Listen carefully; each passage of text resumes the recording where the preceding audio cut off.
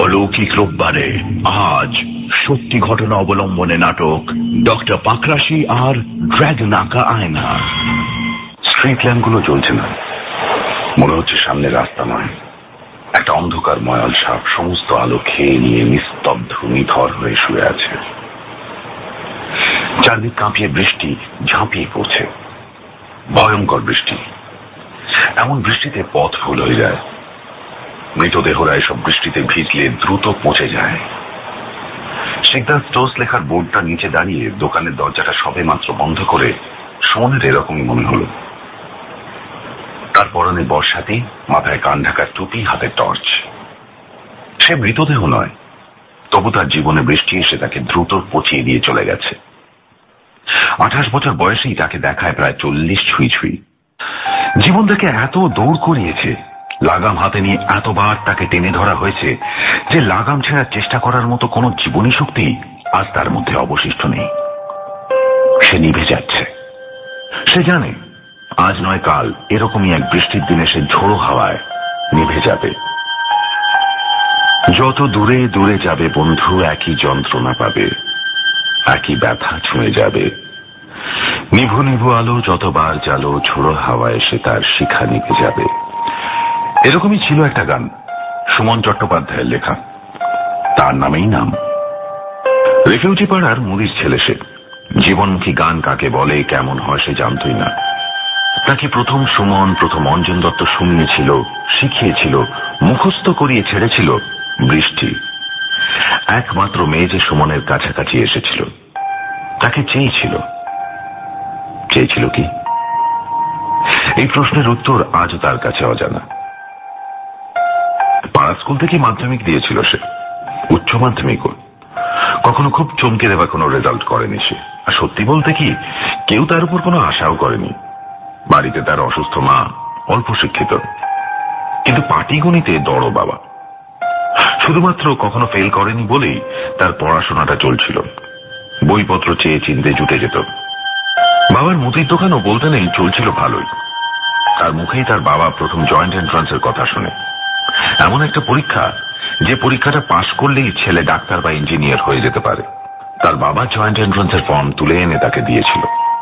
সে দিয়েছিল পরীক্ষাটা, আর সারা পশ্চিমবঙ্গে প্রথম 100 জনের মধ্যে র্যাঙ্ক করেছিল ইঞ্জিনিয়ারিং এ। প্রায় সকলেই অবাক হয়ে গেছিল, হই হই পড়ে গেছিল সারা পাড়া জুড়ে। সে ভর্তি হয়ে গিয়েছিল সরকারি কলেজে। আর তার দোকানি বাবা, অসুস্থ শয্যাগত মা, সে সবাই ভেবেছিল তাদের সচ্ছলতা এলো বলে। কলেজ ঢুকে পড়াশোনা সে করছিল ভালোই। নামি নামি স্কুলের ছেলেদের সঙ্গে তাল মিলিয়ে চলতে তার কোনো বিশেষ অসুবিধে হচ্ছিল না।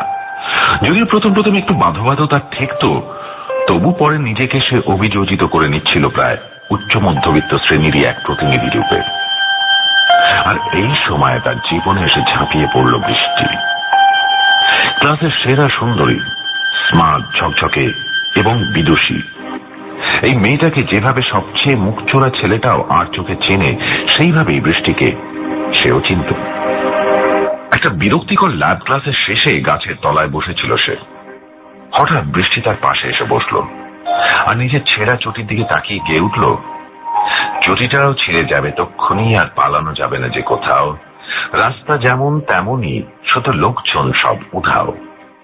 ঈষৎ হেসে সে প্রশ্ন করেছিল, কেন, ধর্মঘট নাকি? বৃষ্টি খুব অবাক হয়ে গেছিল। সে অঞ্জন দত্তর এই গানটা শোনেনি বলে, এবং পুরো গানটা তাকে গেয়ে শুনিয়েছিল। একদিন বৃষ্টিতে বিকেলে থাকবে না সাথে কোনো ছাতা, শুধু দেখা হয়ে যাবে মাঝ রাস্তায়, ভিজে যাবে চটি জামা মাথা। বৃষ্টির ধারণা ছিল বৃষ্টি শব্দ রয়েছে এমন সমস্ত গানই তাকে নিয়ে লেখা। রেইনকোট এবং টুপি সত্ত্বেও পুরোপুরি ভিজে গেছে সুমন। শীত করছে তার, শরীরটা একেবারে ভেঙে গেছে। নিশ্চয়ই রাতে জ্বর আসবে। বাড়িতে ভিটামিন সি আছে কিনা একবার খেয়াল করার চেষ্টা করলো সুমন। নিঃসঙ্গ বাড়িতে বেশিরভাগ দিনই কাঁপিয়ে জ্বর আসে তার। মেঝেতে তোষক পেতে শোয় সে।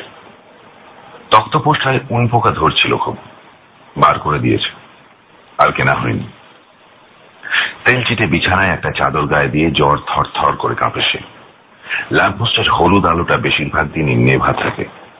যেদিন জ্বলে সেদিন নিজের চারপাশে লাল মেঝেকে তার রক্তের স্রোত বলে ভুল হয়।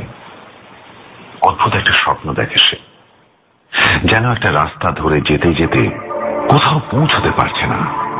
প্রতিটা মোড়ে মনে হচ্ছে একটাই মোড়, মোড়ে একটা চায়ের দোকান, সেখানে একটাই লোক বসে চা খাচ্ছে, কেউ কোথাও নেই। চায়ের ভাঁড় থেকে আস্তে আস্তে ধোঁয়া উঠছে ধূসর স্বপ্নে। আর ক্রমশ কিছুটা ভয় পেয়ে, কিছুটা মানুষের সঙ্গের আশায় যখন সুমন চায়ের দোকানটায় ঢোকে, সেই লোকটার সামনে গিয়ে দাঁড়ায়, তখন সে দেখে সে নিজেই চায়ের ভাঁড়ে ফু দিতে দিতে এতক্ষণ মাথাটা ঈষৎ নামিয়ে বসেছিল। চোখ ফিরিয়ে সেই আশ্চর্য হয়ে এখন দেখছে কে ঢুকলো চায়ের দোকানে। এই সময় চায়ের ভাঁড়ের ধোঁয়া ক্রমশ গাঢ় হয়ে পরিণত হয় একটা ধোঁয়ার ড্রাগনে। তাদের দুজনকেই সেই ড্রাগন পথ দেখিয়ে নিয়ে যাবে বলে এসছে। ড্রাগন হাওয়ায় ভেসে এগিয়ে চলে, আর সেই ড্রাগনের পেছনে পেছনে চলে যাওয়ার সময় কোনো মেয়ে যেন পিছন থেকে সুমন বলে ডাকে। আর সেই স্বপ্নের দুজন লোক, যাদের এক রকমই দেখতে, যারা দুজনেই সুমন, একসঙ্গে পিছন ফিরে তাকায়। কে ডাকলো ঠিক করে দেখার আগে সুমনের চটকা ভেঙে যায়। সুমন জ্বরে কাঁপতে কাঁপতে জেগে ওঠে। কে এই মেয়েটি? সুমনের মনে পড়ে বাড়িতে ভিটামিন সি নেই, এত বৃষ্টি পড়ছে আজ, সে ভিজেছেও খুব, শীত করছে এখন, আজকেও জ্বরটা আসবে। মনে হয় না আজ সে ঘুমোতে পারবে। খাবার সকালে যা হোটেল থেকে দিয়েছিল তা কি এতক্ষণে পচে গেছে? বেশিরভাগ দিনই তাই যায়। কাদায় পিছলে পড়তে পড়তে সামনে নিয়ে সুমনের মনে পড়ল এরকমই এক কর্দমাক্ত ঝোড়ো ভয়ঙ্কর বৃষ্টির রাতে সুমনের বাবা খুন হলেন। সে তখন সেকেন্ড ইয়ারে উঠেছে। কেন খুন হলেন কেউ জানে না আজও। চিরকাল শিকদার স্টোর্সে বসে মণিহারি সামগ্রী বিক্রি করা হরেন শিকদারের কি কোনো শত্রু ছিল? তিনি কি কোনো মাদক চক্রের সঙ্গে যুক্ত ছিলেন? কোনো অপরাধের সাক্ষী ছিলেন তিনি? অথবা কোনো ভয়ঙ্কর অপরাধ করেছিলেন যার শাস্তি স্বরূপ তার গলার নলি কেটে খুন করে তারই দোকানের সামনে নর্দমার ধারে ফেলে রাখা হয়েছিল? নাকি তিনি ছিলেন সেই সৌভাগ্যবানদের একজন যারা কোন রকম দুশ্চিন্তা ছাড়াই, কোনো পূর্বাভাস না পেয়েই অজান্তে খুন হয়ে যান আততায়ীর হাতে? কোনো লড়াইয়ের চিহ্ন ঘটনাস্থলে পাওয়া যায়নি। একজন মানুষ বিনা কারণেই অপর একজনের জীবন শেষ করে দিয়ে নিজের পথে চলে গেছে। এমনই কি সুমনের কি উচিত ছিল সেই মানুষটিকে খুঁজে বের করা, প্রতিশোধ নেওয়া? না, জীবন হিন্দি সিনেমা নয়। যে মানুষটি সুমনের বাবাকে অকারণে খুন করে চলে গেছে তাকে খুঁজে বের করে প্রতিশোধ নেওয়া সুমনের হয়নি, ইচ্ছেও করেনি তার। থানা পুলিশ বেশি দিন চলেনি, তাগাদা দেওয়ার কেউ ছিল না। কিছুদিন পর সুমন নিজের ইচ্ছেতেই দোকানে এসে বসতে শুরু করেছিল। দোকানটা না চললে মায়ের মৃত্যু আরো তাড়াতাড়ি হতো। তাদের একমাত্র অর্থকরী উপায় বলতে ছিল এই দোকানটা। সে চেষ্টা করেছিল কিছুদিন দোকানে বসার সঙ্গে সঙ্গে কলেজেও যাবার, কলেজ থেকে বই নিয়ে এসে নিজে নিজে পড়াশোনা করার, আর মাঝে মাঝে গিয়ে সেমেস্টারগুলো দিয়ে আসার। সম্ভব হয়নি, সে পারেনি। ইঞ্জিনিয়ার হওয়া তার হয়নি। বদল এসে শিকদার স্টোর্সে এসে বসেছে সকালে, সারাদিন বসে থেকে রাতে ফিরে গেছে বাড়ি। মায়ের বিছানার পাশে বসেছে, দেখেছে কিছুতেই কিছু হচ্ছে না। মা ক্রমশ শুকিয়ে যাচ্ছে, আর শেষ পর্যন্ত মা মারাও গেছে আগের বছর। রেফিউজি কলোনিটিকে আর চেনা যায় না। বিশাল বিশাল ফ্ল্যাট বাড়ি উঠেছে সেখানে, লোকজনের হাতে প্রচুর কাঁচা টাকা এসছে। মাল্টিপ্লেক্স হয়েছে কাছেই, প্রচুর অবাঙালি ছেলে মেয়ে মেস করে থাকে এখানে সেখানে। তাদের চাহিদা শিকদার স্টোর্স মেটাতে পারে না। ঝকঝকে নতুন মুদির দোকানগুলি তাদের চোখ টেনে নেয়। ফলে যত দিন গেছে সুমনের ব্যবসা তত পড়েছে। বাবার মতো ভালো করে দোকান চালাতে পারেনি সুমন, তার ইচ্ছেও করেনি। আজ মায়ের মৃত্যুর পরে সুমন যখন সত্যিই একা, তখন সুমনের তার আগের জীবনটাকে স্বপ্ন বলে মনে হয়। মনে হয় যেন এক গভীর অবসাদ এসে তাকে জলের তলায় ডুবিয়ে দিয়ে চলে গেছে। তার বয়স বেশি হয়নি এখন, কিছু জমানো টাকাও আছে। হয়তো সে এখনো নতুন করে জীবনটা শুরু করতে পারে। এখনো কি পড়াশোনা করা যায় না? হয়তো নতুন করে অ্যাডমিশন নিতে হবে, আবার পরীক্ষা দেওয়া যায় না কি? সুমন জানে কিছুই করা যায় না, কিছুই করতে চায় না সে। তবু সে মাঝে মাঝে বৃষ্টির কথা ভাবে। ফার্স্ট ইয়ারে যখন নিয়মিত কলেজ করত সুমন, তখন কখনো কখনো গোটা দুপুর তারা ক্লাসে ফাঁকি দিয়ে ঘন্টার পর ঘন্টা কথা বলেছে শুধু। ও হ্যাঁ, গানও গেছে মাঝে মাঝে। বৃষ্টির চোখে আলো জ্বলে উঠত তার কথা শুনে। তার চোখে উঠত নাকি? সে দেখত তাদের দুজনেরই হাতের আঙুল কাঁপছে, তাদের বসার ভঙ্গি প্রায় এক। খেয়াল রাখত যাতে কোনো মতেই হাঁটুতে হাঁটু ছুঁয়ে না যায়। গানে গল্পে দুপুরগুলো কেটে যেত। অন্য কাউকে পাত্তাই দিত না বৃষ্টি। বৃষ্টির সঙ্গে থাকলে সেও। কলেজ ছেড়ে দেবে সিদ্ধান্ত নেওয়ার পর আর তাদের দেখা হয়নি। যোগাযোগের চেষ্টাও করেনি সে। বড় শীত করে তার। এসব ভেবে মুখস্থ হয়ে যাওয়া গানের লাইনগুলো মনে করে একটু উষ্ণতা খুঁজতে খুঁজতে টর্চের আলোয় ঠাহর করে বৃষ্টিতে হেঁটে চলে সুমন। হঠাৎই তার ঘাড়টা ব্যথা করে ওঠে। মনে হয় এক্ষুনি বমি হয়ে যাবে, এত ব্যথা। প্রচন্ড শীত এসে তার হাড় পর্যন্ত কাঁপিয়ে দেয়। চোখের সামনে এক ঝলক বিদ্যুৎ যেন ড্রাগনের মুখ থেকে বেরিয়ে এসে তাকে প্রায় বন্ধ করে দেয়। আর হোঁচট খেয়ে সে রাস্তায় পড়ে যায়। তার টর্চ ছিটকে যায় দূরে। ভয়ঙ্কর বৃষ্টি পড়ছে। কালো ময়াল সাপের পিঠে সংজ্ঞাহীন সুমন মৃতদেহের মতো পড়ে পড়ে ভেজে। সুমনের জ্ঞান যখন ফিরে এলো ততক্ষণে বৃষ্টি থেমে গেছে। ল্যাম্পপোস্টগুলো জ্বলে উঠেছে। চারদিক ঝকমক করছে আলোয়। মাথায় প্রচন্ড ব্যথা নিয়ে ভারী হয়ে আসা চোখের পাতা দুটো কোনো রকমে খুলল সুমন। টর্চটা কাছাকাছি কোথাও দেখা যাচ্ছে না। এরকম ভাবে কতক্ষণ পড়েছিল কে জানে। জ্বরও আসেনি, বা এলেও এখন নেই। কারণ মাথার ব্যথাটা বাদে আর কোনো শারীরিক অস্বস্তি ও বোধ করছে না। কোন রকমে উঠে বসে। রেইনকোট আর টুপিটা খুলে হাতে নিয়ে বাড়ির দিকে পা বাড়ালো সুমন।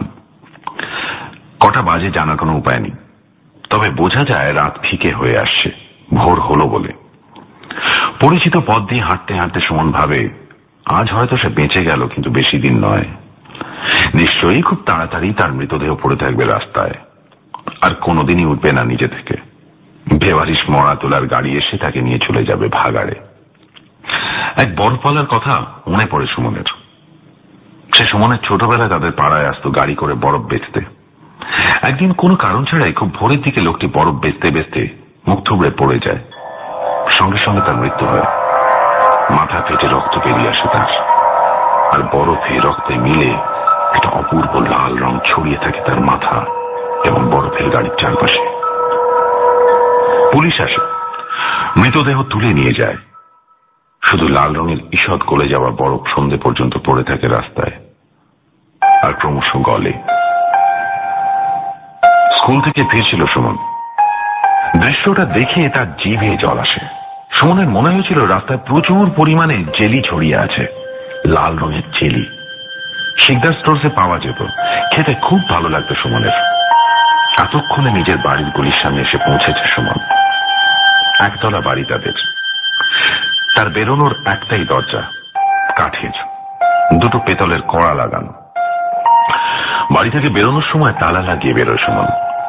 আর বাড়ির গলিতে ঢোকার আগের মুহূর্তে তার হাত চলে যায় পকেটের চাবির জন্য। সুমনের ডান হাতের 5টা আঙুল এখন অবশ্য তার ডান প্যান্টের পকেটটা আঁতি পাতি করে হাতড়েও চাবিটা খুঁজে বার করতে অসমর্থ হল। চাবিটা নেই। মনে করার চেষ্টা করল সুমন। হ্যাঁ, মনে পড়েছে। আজ সকালে সে চাবিটা অবশ্যই নিয়েছিল এবং ঢুকিয়েছিল পকেটে। হারিয়ে ফেলেছে, অথবা সে যখন পড়েছিল রাস্তায় তখন ছিটকে পড়ে গেছে। কি করা যায়? কে আর করবে? রাতটা দরজার সামনে বসেই কাটিয়ে দেবে সে। কাল সকালে কিছু না কিছু একটা উপায় বের করবে নিশ্চয়ই। যে জায়গাটায় পড়ে গিয়েছিল সেখানে গিয়ে একবার খুঁজে দেখবে না হয়। আস্তে আস্তে নিজের বাড়ির দরজার সামনে এসে দাঁড়ায় সুমন।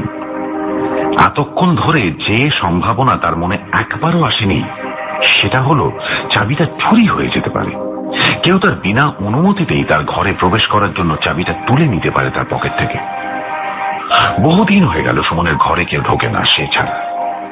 মা যখন ছিল, মা ঘর থেকে বেরোতেই পারত না, ফলে ঢোকার প্রশ্নই উঠছে না। সে মায়ের পাশে বসে বসে বহুদিন ভেবেছে, যদি তাদের ঘরে কেউ আসে, কেউ এসে ডাকে, ঘরে ঢুকে পাশে বসতে চায়, কাটাতে চায় কিছুটা সময়। কেউ আসেনি, কারো ইচ্ছেই করেনি। কিন্তু তাকে ফিরে আসতে হয়েছে।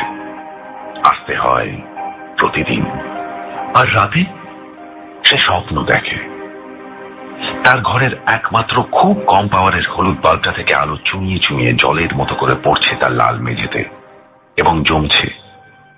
সেই মেঝেতে শুয়ে আছে তোষকে, আর একটু একটু করে জলের মতো আলো জমছে তাকে ঘিরে। একটা আলোর চৌবাচ্চার নিচে এসে শুয়ে আছে, চোরা স্রোত টের পাচ্ছে যেন। আর এই সময় জানলার ফুটোটা দিয়ে সমস্ত আলো বাইরে বেরিয়ে যেতে শুরু করলো। আলোর কণাগুলির মধ্যে রক্তকণিকাদের মতো হুড়োহুড়ি আর কি টান, তাকেও ভাসিয়ে নিয়ে যাওয়ার উপক্রম। সে আঁকড়ে ধরে আছে মেঝে, তার নখগুলো ভেঙে যাচ্ছে, হাত ছিঁচড়ে যাচ্ছে, রক্ত বেরোচ্ছে। লাল রঙের মেঝে সেই রক্ত মিশে যাচ্ছে। স্বপ্নের মধ্যেই শারীরিক ব্যথা জন্ম নিচ্ছে তার। তার ডান পাশ, বাঁ পাশ, ওপর নিচ সমস্ত কিছু ভাসিয়ে আলো, তার হলুদ বাল্বের আলো তার ঘরের জানলার ফুটো দিয়ে বন্যার মতো বেরিয়ে যাচ্ছে বাইরে। সে এতক্ষণে বুঝতে পেরেছে ঠিক কতটা জোরে মেঝে আঁকড়ে থাকলে সে ভেসে যাবে না।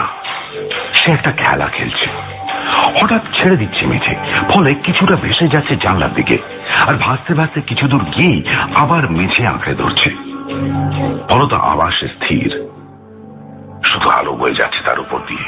স্রোত ক্রমশ বাড়ছে, ফলে খেলাটা হয়ে উঠছে বিপজ্জনক। সে আর পারছে না, হাত অবশ হয়ে আসছে তার। অবশেষে সে স্রোতের করুণায় নিজেকে ছেড়ে দিল। দুর্বার বেগে আলোর স্রোতে সে ভেসে যাচ্ছে জানলার ফুটোটার দিকে। সে জানে সে গুনতে পারবে না ফুটোটা দিয়ে। প্রচন্ড আঘাত পাবে মাথায়। মাথাটা বাঁচাতে দুটো হাত সে মাথায় চাপা দেয়, আর তখনই আলো স্রোত কমে যায়। ক্রমশ সে নেমে আসে তার তোষকে। আলো সরে যায় তার উপর দিয়ে। হলুদ বাল্বটা নিভে গেছে। ঘরের সমস্ত আলো বাইরে বেরিয়ে যায়, আর সে দেখে তার পাশে পড়ে রয়েছে একটা আয়না। ছোট্ট চৌকো একটা আয়না, ফ্রেমে বাঁধানো, পুরনো। ফ্রেমের রংটা কালো। আয়নাটা উল্টো করে ধরতেই সে দেখতে পায় সেখানে কালোর উপর সোনালী রঙের একটা ড্রাগন আঁকা। এই ড্রাগনটাকে সে চেনে। সুমন নিজের বাড়ির দরজায় এসে অবাক হয়ে তাকিয়ে থাকে দরজার দিকে। সেখানে কোনো তালা ঝুলছে না, দরজা ভেতর থেকে বন্ধ। কাঠের দরজায় ক্ষয়ে যাওয়া তলদেশ পেরিয়ে রাস্তায় এসে পড়ছে ক্ষীণ আলোর রেখা। অর্থাৎ চাবিটা চুরি হয়েছে, এবং চোর এই মুহূর্তে রয়েছে বাড়ির ভেতরে। দিব্যি আলো জ্বালিয়ে বসে আছে। কি করছে ভগবানই জানে। সুমন দরজায় কান পাতে যদি কোনো শব্দ শোনা যায় ভিতর থেকে। অঞ্জন দত্তর ভরাট গলা ভেসে আসে। একদিন বৃষ্টিতে বিকেলে থাকবে না সাথে কোনো ছাতা, শুধু দেখা হয়ে যাবে মাঝ রাস্তায়, বেজে যাবে চটি জামা মাথা। সুমনের হৃৎপিণ্ড প্রায় স্তব্ধ হয়ে যায়। কোনো অসম্ভব উল্লাস তাকে রীতিমতো পীড়া দিতে থাকে। সে নিজের দুর্বল ডান হাত তুলে দরজার কড়া দুটো নাড়িয়ে শব্দ করে, খটখট খটখট খট। ঘরের ভিতরের গান কি থেমে যায়? রুমঝুম রুমঝুম কোনো মেয়ের গয়নার আওয়াজ বুঝি ভেসে আসে ঘরের ভিতর থেকে। সুমন অনুভব করে সেই আওয়াজ ক্রমশ দরজার নিকটবর্তী হচ্ছে। খট করে ছিটকিনি নামানোর শব্দ হয়। ক্রমশ দুপাশে খুলে যায় দুটি কপাট।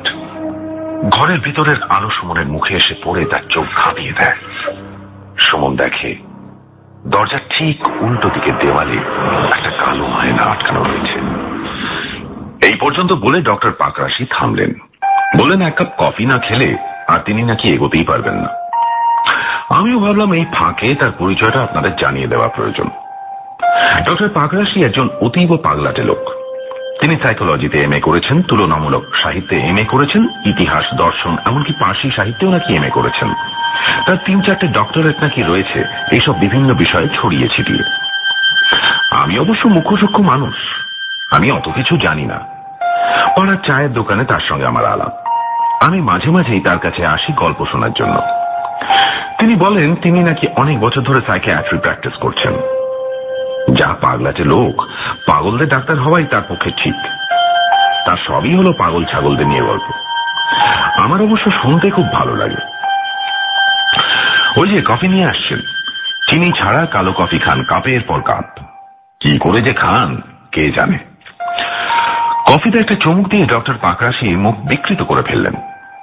এইবার একটা সিগারেট ধরাবেন, ধরিয়ে নিন। ব্যাস, আমি প্রশ্ন করলাম, তারপর? তারপর সুমন কাকে দেখলো দরজা খুলে সেটা নিশ্চয়ই আন্দাজ করতে পারছো। কে? বৃষ্টি? অবভিয়াসলি, অ্যাসাম্পশন তো সেদিকেই যায়। তাহলে বৃষ্টি এতদিন পরে ফিরে এসছে সুমনের খোঁজ নিতে, তাই তো? কিন্তু ওই স্বপ্নগুলো, ওই আয়নাটা, ভাবো তাহলে যদি এতই সহজ ব্যাপারটা হতো তাহলে তো একটা মিষ্টি ব্যাপার হয়ে যেত। সুমন আর বৃষ্টি আবার মেলামেশা শুরু করত, সুমন সুস্থ স্বাভাবিক জীবনে ফিরে যেত, সে পাগলের ডাক্তার দেখাতে, মানে আমার কাছে আসতো কি না। কেন এলো আর কিভাবে এলো আমি সেটাই বলবো। দেখো, তুমি তো জানো আমার নিজের কোনো স্থায়ী আস্তানা নেই। শহরে শহরে বিভিন্ন ইউনিভার্সিটির কাছাকাছি ভাড়া বাড়িতেই আমার জীবনটা কেটে গেছে। সেরকমই একটা কোর্স ওয়ার্কের কাজে দিল্লি থেকে কদিনের জন্য কলকাতায় এসে উঠেছি, যাদবপুরের কাছাকাছি একটা রিফিউজি কলোনিতে। একদিন রাতে ইউনিভার্সিটি থেকে ফিরে বসে আছি, হঠাৎ দরজায় শব্দ। আমার বন্ধু বান্ধব বিশেষ জানে না আমি কলকাতায় ফিরেছি, সুতরাং কে হতে পারে ভাবতে ভাবতে আমি দরজাটা খুললাম আর দেখলাম একটা লোক দরজায় হেলান দিয়ে কোন রকমে কাঁপতে কাঁপতে দাঁড়িয়ে রয়েছে। মনে হচ্ছে এত ক্লান্ত এক্ষুনি পড়ে যাবে। মুখে খোঁচা খোঁচা না কামানো দাড়ি, মাথায় উস্কো খুস্কো চুল, শুধু চোখ দুটো অস্বাভাবিক রকমের চকচক করছে। সুমন? প্রিসাইসলি। আমি লোকটাকে ভিতরে ঢুকিয়ে বসালাম চেয়ারে, একটু দুধ দিলাম, তারপর জিজ্ঞেস করলাম পরিচয়। সুমন প্রথমেই বলল টিউবলাইটটা নিভিয়ে দিতে। উজ্জ্বল আলো তার সহ্য হয় না নাকি। সে যাই হোক, টিউবলাইট নিভিয়ে সে যা বলল তার সারমর্ম হলো এই যে সে সেই ভয়ঙ্কর বৃষ্টির রাত্রে বাড়ি গিয়ে আবিষ্কার করে বৃষ্টি তার সঙ্গে এমন আচরণ করছে যার অর্থ সে তার বিবাহিতা স্ত্রী। ওই আয়নাটা তাদের বিয়ের কেনা আয়না, এবং সে সুমন ইঞ্জিনিয়ারিং কমপ্লিট করে বৃষ্টিকে বিয়ে করেছে। তারা একই অফিসে চাকরি করে, একই পে স্কেলে, এবং সুমনের বাবা খুন হননি, বেঁচে ছিলেন ছেলের পড়াশোনা শেষ হওয়া পর্যন্ত। আর শিকদার স্টোর্স চলছে নিজের মতো, একজন কর্মচারী সেটা চালায়। সুমন শুধু হিসেব নিকেশের তদারকি করে। সেদিন রাতেও নাকি সে সেই কাজেই বেরিয়েছিল। সত্যিই কি তাই? সুমনের তাই ধারণা, অন্তত আমাকে সে তাই বলেছিল। এরপর সুমন কি করলো? কি আবার করবে? এরকম অবস্থায় পড়লে তো বিশেষ কিছু করার থাকে না মানুষের। সুমন তো চেষ্টা করলেও আর তার অতীতে, অথবা অতীত বলাটা হয়তো ঠিক হবে না, আগের অবস্থান বলা যেতে পারে লোকেশন। সেই আগের লোকেশনে সে তো কখনই ফিরে যেতে পারবে না। সুতরাং সে প্রথমেই যা করলো সেটা হচ্ছে সে অনুমান করতে শুরু করলো। অনুমানের ভিত্তিগুলি তো তার চেনাই। যাদের সঙ্গে সে এতদিন বসবাস করেছে তারাই যেন অন্যভাবে সাজানো রয়েছে তার বর্তমান অবস্থানে। সুতরাং সে অভিযোজিত হল। বৃষ্টির সঙ্গে সহাবস্থানে প্রথমে উত্তেজিত, পরে অভ্যস্ত হয়ে পড়ল। সে অফিস যেতে শুরু করল প্রত্যহ। এই অবস্থানে যে কাজগুলি তার করা উচিত প্রতিটি সে করতে শুরু করল অদ্ভুত দক্ষতায়। মনে রাখতে হবে কিছু বাস্তব বাধা রয়েছে, যেমন ইঞ্জিনিয়ারিং সে কিন্তু শেষ করেনি। তাহলে অফিসে গিয়ে সে কাজ করলো কি করে? এই কাজ করার দক্ষতা, সেটাও তো তার মধ্যে থাকার কথা নয়। দেখা গেল তার অবস্থানের সঙ্গে সঙ্গে তার দক্ষতা পরিবর্তিত হয়েছে।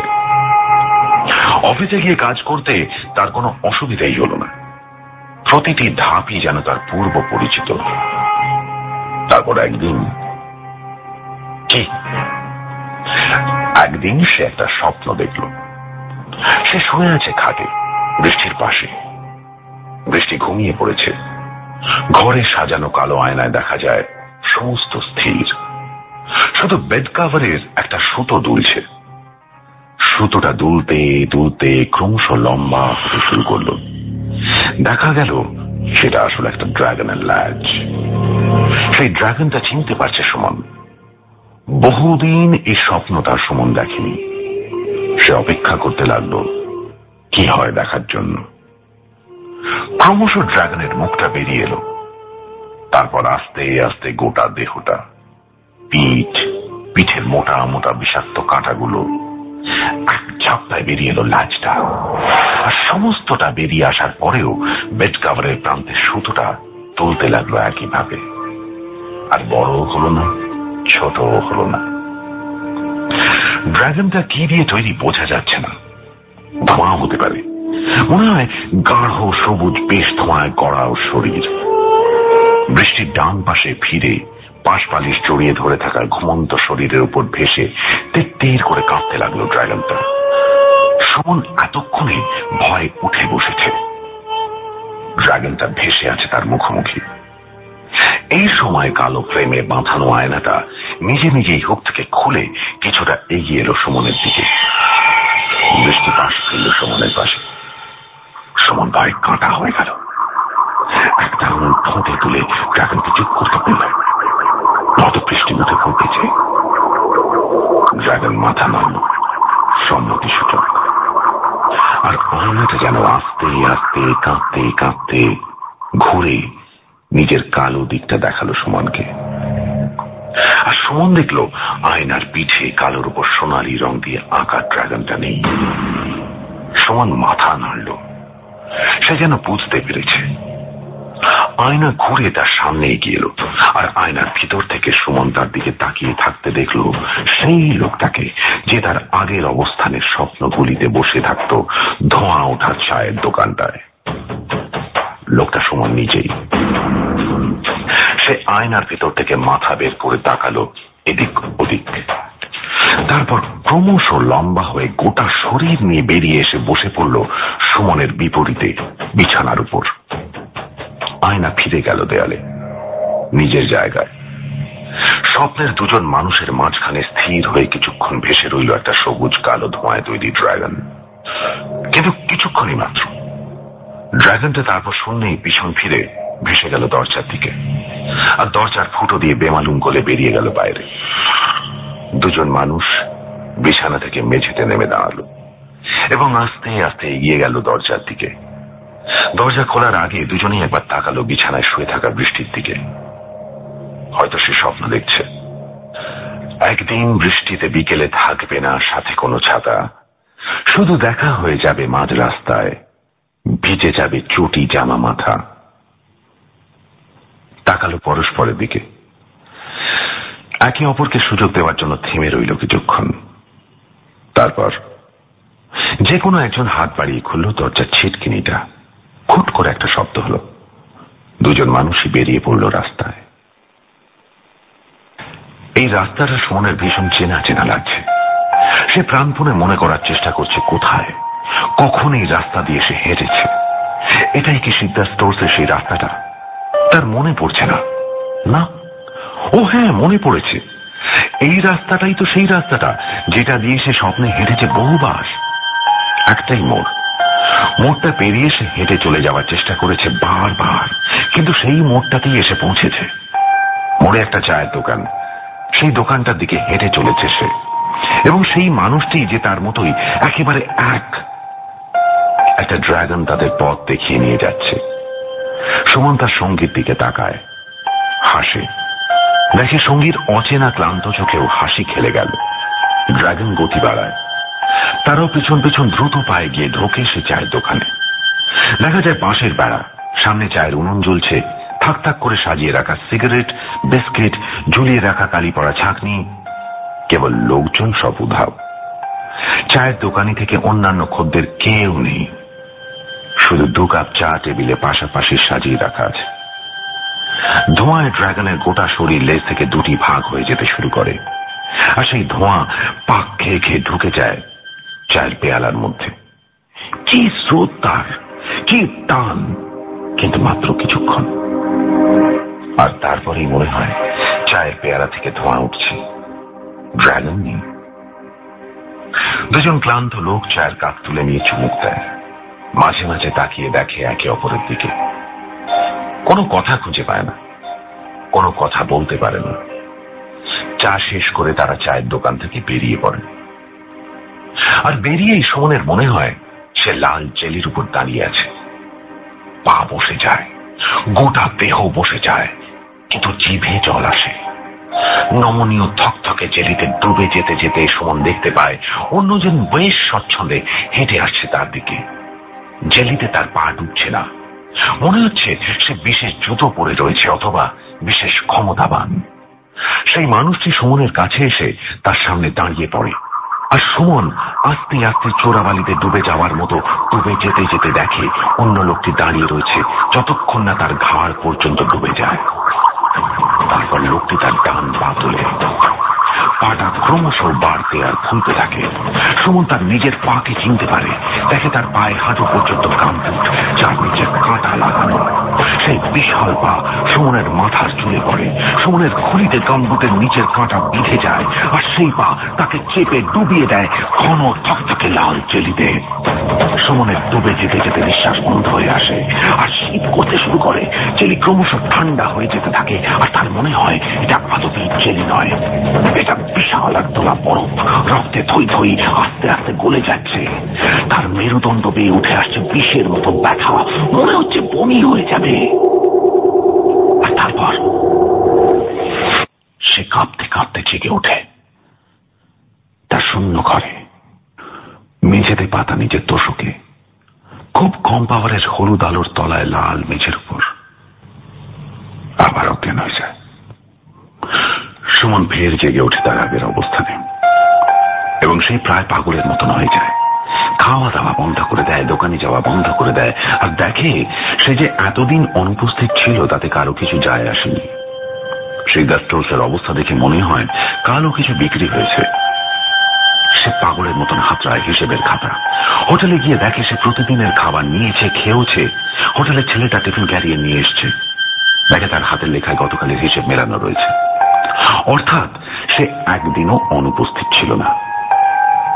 কি করে হতে পারে? ক্যালেন্ডার দেখে সুমন, দেখে সময় পার হয়েছে নিজের নিয়মে, সব গুলিয়ে যায় তার। এইরকম অবস্থায় সে একদিন কোনোভাবে আমার সন্ধান পেয়ে আসে আমার কাছে। ডাক্তার পাকরাশি আবার একবার কফি বানাতে ওঠেন, সেই কালো কড়া বিষের মতো তেতো কফি। আবার তার ঝাঁটা গোঁপ ভেজানো প্রথম চুমুক। আবার সিগারেট জ্বলে ওঠে। আমি জিজ্ঞাসা করি, সব শুনে কি বললেন আপনি? দেখো, যে গল্পটা সুমন আমায় শোনালো সেটা তো একটা কমন গল্প, হামেশাই এরকম গল্প শোনা যায় নয় কি? ভেবে পাচ্ছ না তো? আচ্ছা দেখিয়ে দিই। আরব্য রজনী পড়েছ তো? সেই লোকটা একটা ভিখিরি ছিল, তারপর এক পাখি তাকে তুলে নিয়ে গেল একটা প্রাসাদে, ফেলে রেখে এলো। সেই প্রাসাদ ধন সম্পদ বিলাস ব্যাসনে পরিপূর্ণ। প্রাসাদে সে ব্যতীত কোনো পুরুষ নেই, আর অজস্র সুন্দরী নারী সকলেই তাকে মাথায় করে রাখে। তার শুধু একটা দরজা খুলতে বারণ রয়েছে। যেই সে সেই দরজাটা একদিন অতি কৌতূহলে খুলে ফেলল, অমনি সে আবার ফিরে গেল তার আগের ভিখিরি অবস্থায়। মনে পড়ছে? হ্যাঁ, কিন্তু দেখো, আমি বলছি না সুমন আমায় এসে গুল গল্প শুনিয়েছিল, সেটা নয়ও। কিন্তু এরকম গল্প আমরা মাঝে মাঝে শুনি, তা তো ঠিক। সুতরাং এটা তার অসুস্থ স্নায়ুতন্ত্রের কল্পনা, না অন্য কোনো বাস্তবিক অবস্থান বোঝার সবচেয়ে সোজা যে পথটা আছে সেটা আমি তাকে বাতলালাম। কি সেটা? সেটা হলো, যদি আর কখনো সে সেই অতিবাস্তব অবস্থানে পৌঁছতে পারে, তবে সে যেন অবশ্যই সেখান থেকে কিছু স্মারক নিয়ে ফেরে। মানে যা ইচ্ছে, ধর একটা কাগজ, তাতে কিছু লেখা, সেটা সে পকেটে রেখে দিল, তবে তো সেই কাগজটা তার সঙ্গে অবস্থান বদলাবে কিনা কি মনে হয় তোমার? বদলানো উচিত। আমি তাকে সেটাই বলেছিলাম, কিছু একটা নিয়ে আসতে। সে তখনকার মতন চলে গিয়েছিল। আমার সঙ্গে আবার সুমনের দেখা হয় 6-7 মাস পরে। কলকাতা থেকে তার পরের দিনই দিল্লি চলে যাব। আমার কাজ শেষ, সমস্ত কিছু গুছিয়ে বেঁধে ছেঁধে বসে আছি। পরের দিন ভোরে বেরোবো, এমন সময় আবার দরজায় শব্দ। খুলে দেখি সুমন দাঁড়িয়ে রয়েছে। তার চোখ মুখ আরো ঢুকে গেছে। তার হাতে একটা কালো প্লাস্টিকের ব্যাগ। সে সেটাকে নিয়ে ঢুকে আসে। আমি আবার টিউবলাইট বন্ধ করে তাকে একটা চেয়ারে গিয়ে দিই।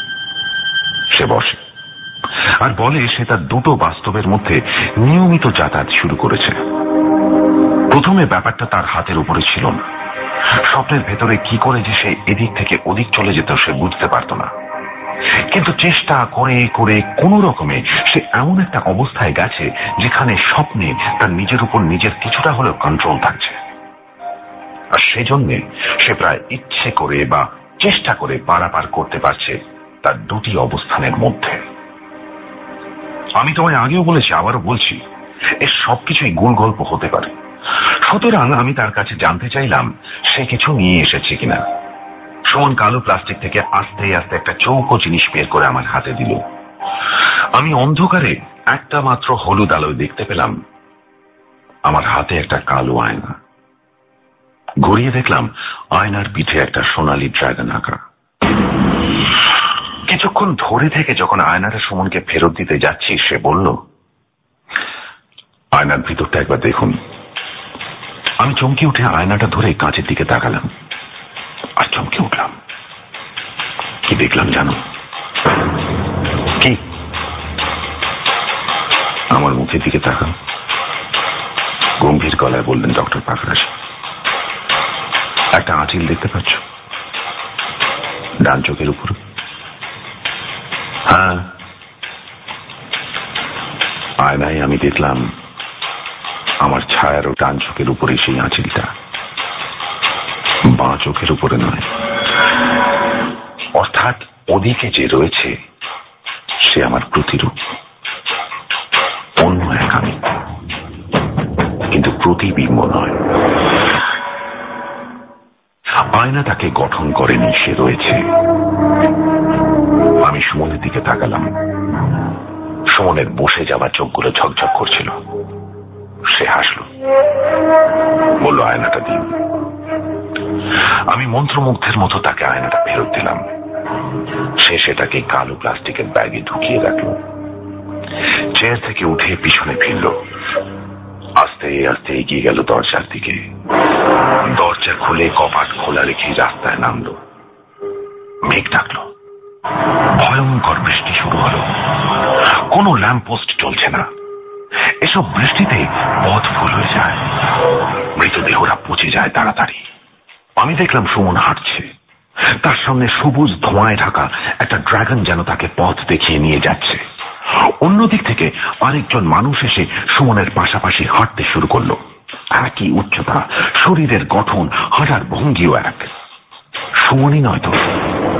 সমস্ত আলো খেয়ে নেওয়া অন্ধকার ময়াল সাপের উপর দিয়ে দুটি ক্লান্ত মানুষ একটা ড্রাগনের পেছন পেছন দূরে মিলিয়ে গেল বৃষ্টির ভিতরে।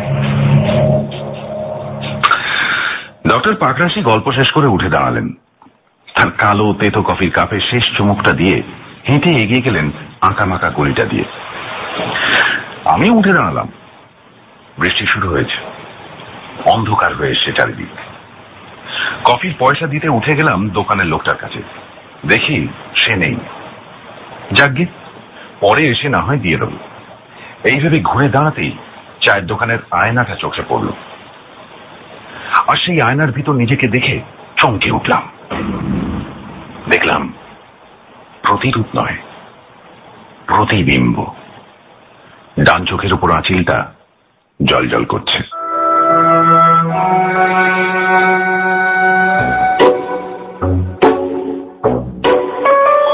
91.9 Friends FM